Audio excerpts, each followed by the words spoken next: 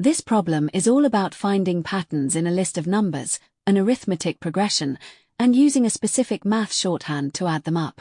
First, we look at the sequence, -3, -1, 1, 3, 5, and so on. The starting term, A1, is the first number, -3. The common difference, D, is how much do we add to get to the next number. To find that, let's subtract the second term, -1, from the first term, -3. We get 2. Now to double check our difference, we also subtract the third term, 1, from the second term, -1. We also get 2. Therefore, the difference is 2. Let's start with part B first, as it is easier to explain because it gives us the rule for the sequence. We want to find a formula for the ith term.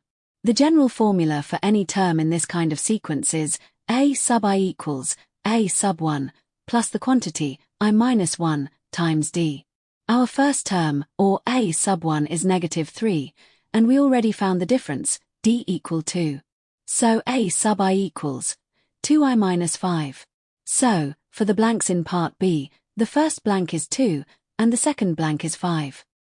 Now back to part A. We need to add up the first 12 numbers in this pattern. We use the sum formula for an arithmetic progression. Here, n is 12, because we want 12 terms. A sub 1 is -3, and D is 2. So let's plug in the numbers. S sub 12 equals 12 over 2 times the quantity, 2 times -3 plus the quantity 12 minus 1 all multiplied by 2. Our final answer is 96. So, to recap, we identified the starting term and the common difference of 2, used those to build our summation formula, and calculated that the first 12 terms add up to 96. Thanks for watching, and I'll see you in the next question.